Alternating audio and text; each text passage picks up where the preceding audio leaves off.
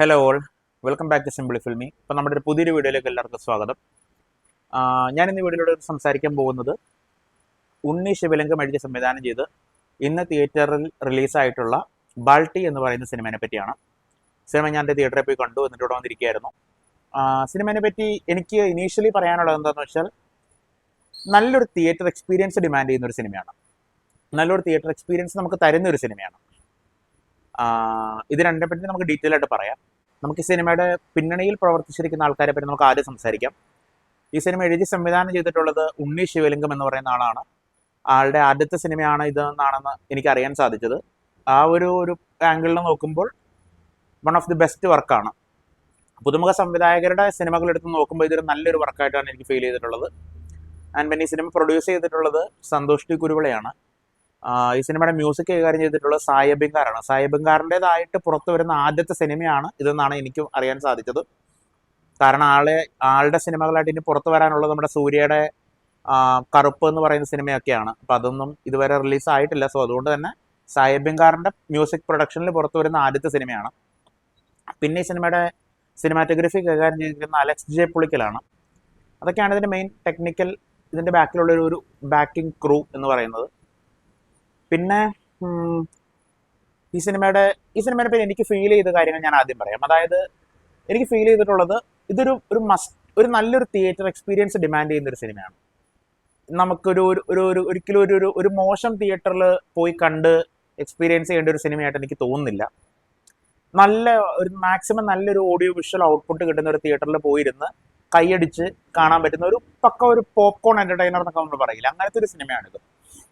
ഈ സിനിമയെ പറ്റി എനിക്ക് ഫീൽ ചെയ്തിട്ടുള്ള കാര്യം എന്താണെന്ന് വെച്ച് കഴിഞ്ഞാൽ, ഒരിക്കലും ഒരു മലയാള സിനിമ ഇതുവരെ കാണാത്ത ഒരു പ്ലോട്ടോ, അല്ലെങ്കിൽ ഇതിന്റെ ബേസിക് പ്ലോട്ടിനെ പറ്റിയാണ് ഞാൻ പറയുന്നത്. മലയാള സിനിമ ഇതുവരെ കാണാത്ത ഒരു കഥയൊന്നും അല്ല ഈ സിനിമ ഹാൻഡിൽ ചെയ്യുന്നത്. നമ്മൾ കുറേ സിനിമകളിൽ കണ്ടിട്ടുണ്ട് ഇതേ പ്ലോട്ട് വെച്ചിട്ട് തന്നെ. ഇതിന് മുന്നേ സിനിമകൾ വന്നിട്ടുണ്ട്. ഈ ഒരു സിനിമയുടെ മെയിൻ പ്ലോട്ട് സബ് പ്ലോട്ടുകളായിട്ട് വേറെ സിനിമകൾ ഇതിനു മുന്നേ വന്നിട്ടുണ്ട്, നമ്മളതെല്ലാം കണ്ടിട്ടുള്ളതാണ്. പക്ഷേ ഈ സിനിമയിലേക്ക് വരുമ്പോൾ what is special in Balti എന്ന് ചോദിക്കുമ്പോൾ, ഇതിന്റെ ഒരു എനർജി ഉണ്ട്. ഈ സിനിമ മെയിൻറ്റെയിൻ എന്ന് പറയാ, ഈ സിനിമ ഫുള്ളായിട്ട് ഈ സിനിമ മെയിൻറ്റെയിൻ ചെയ്ത് പോകുന്ന ഒരു എനർജി ഉണ്ട്. ഒരു ചാർജായിട്ട് പോകുന്ന ഒരു കഥ പറച്ചിൽ രീതിയുണ്ട്. അത് തന്നെയാണ് സിനിമയെ മറ്റു സിനിമകളിൽ നിന്ന് വ്യത്യസ്തമാകുന്നത്. ഈ സിനിമയുടെ പ്രധാനപ്പെട്ട ഒരു പോസിറ്റീവ് അത് തന്നെയാണ് ഞാൻ പറയാൻ ഉദ്ദേശിച്ചത്. കാരണം ഒരുപാട് തവണ നമ്മൾ കേട്ടിട്ടുള്ള ഒരു പ്ലോട്ടിനെ അത് നമ്മളെ പിടിച്ചിരുത്തുന്ന രീതിയിൽ അതിനെ അവതരിപ്പിക്കാൻ ഈ സിനിമയുടെ സംവിധായകന് സാധിച്ചിട്ടുണ്ട്. അത് തീർച്ചയായിട്ടും ഒരു പുതുമുഖ സംവിധായകനെ വെച്ച് നോക്കുമ്പോൾ അതൊരു നല്ലൊരു അച്ചീവ്മെന്റ് തന്നെയാണെന്നാണ് എനിക്ക് തോന്നുന്നത്. ആൻഡ് പിന്നെ സിനിമയുടെ പ്രധാനപ്പെട്ട കാസ്റ്റിലേക്ക് വരുവാണെങ്കിൽ, സിനിമയിൽ കുറേ മലയാളം തമിഴിനുമായിട്ട് കുറച്ച് പേരുണ്ട്. ഇതിൽ ശാന്തനും അഭിനയിച്ചിട്ടുണ്ട്. നമ്മുടെ ഷെയ്ൻ നിഗോ ആണ് ഈ സിനിമയുടെ പ്രധാന കഥാപാത്രമായിട്ട് ചെയ്തിരിക്കുന്നത്. പിന്നെ ശാന്തനും ഉണ്ട്, തമിഴ് നടൻ. ഇതിനു വേണ്ടി നമ്മൾ മലയാളത്തിൽ ഏഞ്ചൽ ജോൺ എന്ന് പറഞ്ഞ സിനിമയിലാണ് കണ്ടത്. പിന്നെ ആളുടെ കൂട്ടുകാരായിട്ട് ഈ ശാന്തനും നമ്മുടെ ഷെയ്ൻ നിഗോ അല്ലാണ്ട് ഇവരുടെ ടീമിൽ 2 പേരുണ്ട്. ഇതിലൊരു മച്ചാനെ ഞാൻ ഇതിനു വേണ്ടി ഹൃദയത്തിലൊക്കെ കണ്ടിട്ടുണ്ടായിരുന്നു. ആളുടെ പേര് എനിക്ക് കൃത്യമായിട്ട് കിട്ടുന്നില്ല. ആൻഡ് അവരുടെ പെർഫോമൻസ് നല്ലതായിരുന്നു. ഒരു 4 പേരടങ്ങുന്ന ഈ ഒരു ഫ്രണ്ട്ഷിപ്പ് ടീം കടന്നു പോകുന്ന സിറ്റുവേഷൻസിലൂടെയാണ് ഈ സിനിമ ഡെവലപ്പ് ആവുന്നത്. ആൻഡ് ഇവരെ 4 പേരും തമ്മിലുള്ള ഒരു ബോണ്ട് നമുക്കത് ഫീൽ ചെയ്യുന്നുണ്ടായിരുന്നു. കാരണം അത് ഭയങ്കര രസമായിട്ട് അത് എസ്റ്റാബ്ലിഷ് ചെയ്തിട്ടുണ്ടായിരുന്നു. ഇവർ 4 പേരും കബഡി കളിക്കാരാണ്. ഭയങ്കര ഇവർ തമ്മിലുള്ള ഒരു വൈബ് നമുക്ക് ഫീൽ ചെയ്യുന്നുണ്ടായിരുന്നു. അത് നല്ല രസമായിട്ട് സിനിമയിൽ അത് എസ്റ്റാബ്ലിഷ് ചെയ്ത് പോയിട്ടുള്ളതായിട്ടാണ് ഫീൽ ചെയ്തിട്ടുള്ളത്. പിന്നെ ഈ സിനിമയിൽ നായികയായിട്ട് വന്നിരിക്കുന്ന പ്രീതി എന്ന് പറയുന്ന ഒരാളാണ്. ആളെ ഇതിനു മുന്നേ ഞാൻ കണ്ടതായിട്ട് ഓർക്കുന്നില്ല. ആൻഡ് പിന്നെ ഈ സിനിമയിലേക്ക് എടുത്തു പറയേണ്ട കഥാപാത്രം ചെയ്തിരിക്കുന്ന സെൽവരാഘവനുണ്ട്. നമ്മുടെ തമിഴിലെ ഡയറക്ടർ സെൽവരാഘവനുണ്ട്. പിന്നെ അതേപോലെ അതേസമയത്ത് നമ്മുടെ പൂർണിമ ഇന്ദ്രിയത്ത് ഒരു ഗംഭീര ക്യാരക്ടർ ചെയ്തിട്ടുണ്ട്. ഡയറക്ടർ അൽഫോൺസ് പുത്രൻ ഒരു കലക്കൻ ക്യാരക്ടർ ചെയ്തിട്ടുണ്ട്. അങ്ങനെ കുറച്ച് നല്ല കുറച്ച് പെർഫോമേഴ്സിന്റെ കൂടെ സിനിമയാണിത്. ഇതിൽ എടുത്തു പറയേണ്ട ഒരു കഥാപാത്രം എനിക്ക് ഫീൽ ചെയ്തില്ല, പൂർണിമ ഇന്ദ്രിയത്തായിരുന്നു. കിഡിലൻ ക്യാരക്ടറുമായിരുന്നു. അത് ഭയങ്കര രസമായിട്ട് അത് എക്സിക്യൂട്ട് ചെയ്തിട്ടുണ്ടായിരുന്നു. ജീമ എന്ന് പറയുന്ന ഒരു ക്യാരക്ടറായിട്ടാണ് ഈ സിനിമയിൽ പൂർണിമ ഇന്ദ്രിയത്ത് വന്നിട്ടുള്ളത്. അത് ഭയങ്കര നൈസായിട്ട് ആ ക്യാരക്ടർ ഭയങ്കര പവർഫുൾ ആയിട്ടുള്ള ഒരു ക്യാരക്ടറാണ്. അതിന്റെ പവർ ചോർന്നു പോവാതെ അതിമനോഹരമായിട്ട് അവതരിപ്പിക്കാൻ അവർക്ക് സാധിച്ചിട്ടുണ്ട്. ആൻഡ് പിന്നെ ഈ സിനിമയുടെ എടുത്തു പറയേണ്ട പോസിറ്റീവ്സ് ആയിട്ട് എനിക്ക് ഫീൽ ചെയ്യുന്നതെന്ന് വെച്ച് കഴിഞ്ഞാൽ ഇതിന്റെ പെർഫോമൻസ് സൈഡ് തന്നെയാണ്.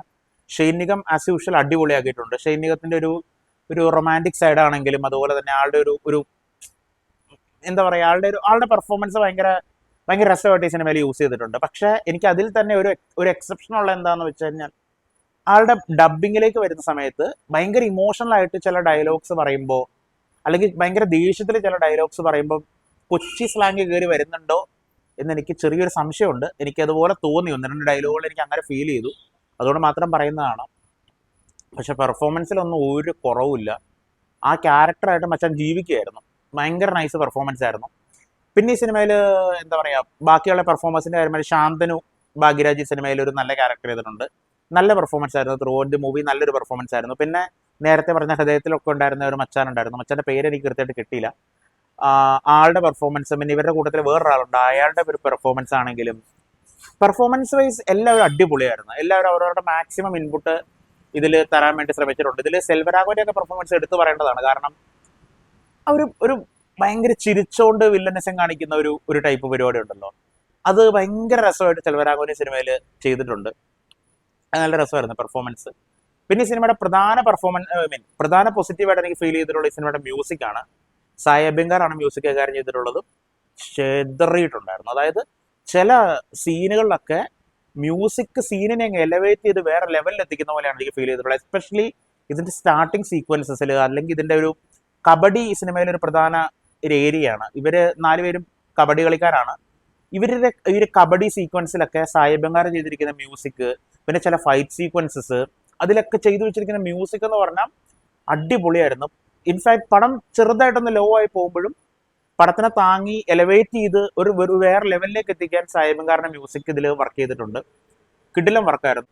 ഒരു പുതിയ മ്യൂസിക് ഡയറക്ടർ ചെയ്യുന്ന, ആള് പുതിയ മ്യൂസിക് ഡയറക്ടർ അല്ല, ഇതിനു മുന്നേ ഒരുപാട് മ്യൂസിക് ആൽബംസ് ചെയ്തിട്ടുണ്ട്. പക്ഷെ when it comes to a cinema, കിടിലൻ മ്യൂസിക് ഡയറക്ഷൻ വർക്ക് തന്നെയാണ് നടന്നിട്ടുള്ളത്. പിന്നെ ഇതിന്റെ മൊത്തത്തിലുള്ള ഒരു ഓഡിയോ വിഷ്വൽ ഡിപ്പാർട്ട്മെന്റ് എനിക്ക് എടുത്തു പറയണമെന്നുണ്ടായിരുന്നു. ഇതിലിപ്പം നമ്മുടെ അലക്സ് ജെ പുളിക്കലിന്റെ സിനിമാറ്റോഗ്രഫി ഇതിൽ ഭയങ്കര ഒരു ക്രൂഷ്യൽ ആയിട്ടുള്ള ഒരു പോസിറ്റീവാണ്.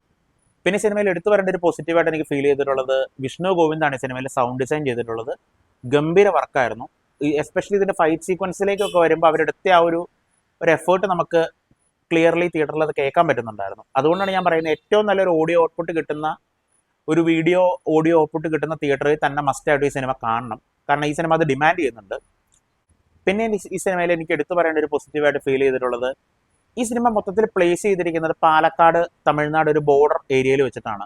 ഈ സ്ഥലം കറക്റ്റായിട്ട് അവർക്ക് എസ്റ്റാബ്ലിഷ് ചെയ്യാൻ വേണ്ടിയിട്ട് എന്താ പറയുക, ആദ്യത്തെ കുറച്ച് സീക്വൻസ് കൊണ്ട് തന്നെ നമുക്ക് മനസ്സിലാവും ഇത് എങ്ങനത്തെ ഒരു സ്ഥലമാണെന്നും എങ്ങനെയുള്ള ആൾക്കാരാണ് ഇവിടെ താമസിക്കുന്നതെന്നും. അത് ഭയങ്കര രസമായിട്ടത് മിനിമം സീൻസിൽ കൂടെ ആ ഒരു എൻ്റയർ ഏരിയ എസ്റ്റാബ്ലിഷ് ചെയ്യാൻ അവർക്ക് സാധിച്ചിട്ടുണ്ടായിരുന്നു. എന്ന് വെച്ചാൽ തുടക്കത്തിലുള്ള കുറച്ച് സീക്വൻസ് കൊണ്ട് തന്നെ നമ്മൾ പടത്തിൽ ഇന്നായി. അതുകൊണ്ട് തന്നെ നമുക്ക് ഇമോഷൻസ് ഒക്കെ നമുക്ക് നല്ലോണം കിട്ടുന്നുണ്ടായിരുന്നു. കാരണം ഇമോഷണൽ കണക്ട് ഇല്ലാതെ ഫൈറ്റ് സീക്വൻസസ് വന്ന സിറ്റുവേഷൻസിൽ നമുക്കത് ഫീൽ ചെയ്യാത്ത കാര്യങ്ങളാണ് ഞാൻ ഇന്നലെ പറഞ്ഞിട്ടുണ്ടായിരുന്നു റിവ്യൂവിൽ. അതായത് കരം സിനിമയുടെ റിവ്യൂവിൽ ഞാൻ ഇതിനു മുന്നേ പറഞ്ഞിട്ടുണ്ടായിരുന്നു, ഒരു ഇമോഷണൽ ഒരു കണക്ഷൻ കിട്ടാതെ, അല്ലെങ്കിൽ ഒരു ഹുക്ക് കിട്ടാതെ നമ്മൾ എത്ര ഫൈറ്റ് കണ്ടാലും നമുക്ക് ആ ഒരു ഇമ്പാക്ട് ഫീൽ ചെയ്യില്ല എന്നുള്ള കേസ് ഞാൻ ഇന്നലെ കരത്തിന്റെ റിവ്യൂവിൽ മെൻഷൻ ചെയ്തിട്ടുണ്ടായിരുന്നു. പക്ഷെ ഈ സിനിമയിലേക്ക് വന്ന സമയത്ത് ആ ഇമോഷൻസ് നമുക്ക് വർക്കൗട്ട് ആവുന്നുണ്ട്. ഇവർ തമ്മിലുള്ള ആ ഒരു ഇമോഷൻ ആണെങ്കിലും, അല്ലെങ്കിൽ എന്താ പറയുക, നമ്മുടെ സിനിമയിൽ ഹുക്ക്ഡാണ് നമ്മൾ. അപ്പൊ അതുകൊണ്ട് തന്നെ നമുക്ക് തോന്നും അടി പൊട്ടണം എന്ന് തോന്നുന്ന സമയത്ത് സ്ക്രീനിൽ ഒരു അടി നടന്നിരിക്കും. അത് ഭയങ്കര സാറ്റിസ്ഫാക്ഷൻ ആണ്. അതിപ്പോൾ ഈ സിനിമയിൽ കുറച്ചധികം ഫൈറ്റ് സീക്വൻസസ് ഉണ്ട്. അത് ബ്യൂട്ടിഫുൾ ആയിട്ട് ക്യാപ്ചർ ചെയ്ത് വെച്ചിട്ടുണ്ട്. അതിന്റെ ആ ഒരു ആക്ഷൻ കൊറിയോഗ്രഫി ആണെങ്കിലും, അല്ലെങ്കിൽ അവരെടുക്കുന്ന ആ ഒരു എഫേർട്ട് ആണെങ്കിലും ഒക്കെ എടുത്തു പറയേണ്ടതാണ്. കിഡിലൻ ആക്ഷൻ സീക്വൻസസ് ആയിരുന്നു. ഇതിൽ ആക്ഷൻ സീക്വൻസസ് സത്യം പറഞ്ഞാൽ അത് കാണാൻ വേണ്ടിയിട്ട് വേണമെങ്കിൽ ഈ സിനിമയ്ക്ക് കയറാമെന്ന് ഞാൻ പറയും. അത്ര അടിപൊളി ആക്ഷൻ സീക്വൻസ് ആയിരുന്നു. ആക്ഷൻ ലവേഴ്സിന് ആക്ച്വലി ഈ ഒരു വീക്കെൻഡ് എന്ന് പറയുന്ന ഒരു ട്രീറ്റ് ആണ്. കാരണം കര ഒരു സൈഡിലുണ്ട്, അതേസമയത്ത് ബൾട്ടി ഇപ്പുറത്ത് ബൾട്ടി ഉണ്ട്. ഭയങ്കര ഒരു രസമുള്ള കുറേ ആക്ഷൻ സീക്വൻസസ് ഈ സിനിമയിലുണ്ടായിരുന്നു. പിന്നെ ഇതിന്റെ നെഗറ്റീവ് സൈഡിലേക്ക് വരുന്ന സമയത്ത് എനിക്ക് പറയാനുള്ള നെഗറ്റീവ്, ഇതിന്റെ സ്റ്റോറി ഭയങ്കര പ്രഡിക്റ്റബിൾ ആയിപ്പോയി. എന്ന് പറഞ്ഞാൽ നമ്മൾ ഒരുപാട് സിനിമകളിൽ കണ്ടിട്ടുള്ള ഒരു സെയിം പ്ലോട്ട് തന്നെയാണ് ഈ സിനിമയിൽ റിപ്പീറ്റ് ചെയ്യുന്നത്. പക്ഷേ അത് മാക്സിമം എൻഗേജിങ് ആയുള്ള രീതിയിൽ അവരത് എടുത്തിട്ടുണ്ട്. ബട്ട് സ്റ്റിൽ ഒരു സ്റ്റോറി എന്ന് പറഞ്ഞ് നോക്കുമ്പോൾ നമ്മൾ ഒരുപാട് സിനിമകളിൽ കണ്ടിട്ടുള്ള ഒരു സെയിം, എന്താ പറയുക, പഴയ ബോംബ് കഥ എന്നൊക്കെ നമ്മൾ പറയില്ല, അതുപോലത്തെ തന്നെയുള്ളൊരു പഴയ ഒരു സെയിം ഓൾഡ് സ്റ്റോറി തന്നെയാണ് ഈ സിനിമയിൽ ഇവർ പറയാൻ ഉദ്ദേശിച്ചിട്ടുള്ളത്. ഇതിന്റെ ബേസിക് പ്ലോട്ട് അങ്ങനെയായിരുന്നു. പക്ഷെ ഇതൊരു എക്സിക്യൂഷനിൽ ഒന്ന് മാക്സിമം എൻഗേജിങ് ആക്കാൻ വേണ്ടി ശ്രമിച്ചിട്ടുള്ളത് കൊണ്ട് നമുക്ക് തിയേറ്ററിൽ ബോർ അടിക്കാതെ നമുക്ക് ഈ സിനിമ ഒരു പോപ്കോൺ മേടിച്ച് നമുക്ക് ഈസി ആയിട്ട് ഇരുന്ന് കണ്ടു തീർക്കാൻ പറ്റുന്ന ഒരു എന്റർടൈനർ ആയിട്ട് ഈ സിനിമ അവസാനിക്കുന്നുണ്ട്. ആൻഡ് അതൊക്കെ തന്നെയാണ് ഈ സിനിമയെ പറ്റി എനിക്ക് മെയിൻ ആയിട്ട് ഫീൽ ചെയ്തിട്ടുള്ള കാര്യങ്ങൾ. ഇതെന്റെ മാത്രം പേഴ്സണൽ ഒപ്പീനിയൻ ആണ്. നിങ്ങൾക്ക് മേ ബി സിനിമ ഒരുപാട് ഇഷ്ടപ്പെട്ടുള്ള സിനിമയായിരിക്കും. അങ്ങനെയാണെങ്കിൽ തീർച്ചയായിട്ടും കമന്റ് ആയിട്ട് താഴെ പോസ്റ്റ് ചെയ്യുക. If you like this video please like, share, subscribe. And ഇനി അടുത്തൊരു സിനിമയുടെ വീഡിയോ കാണാൻ വരെ ബൈ.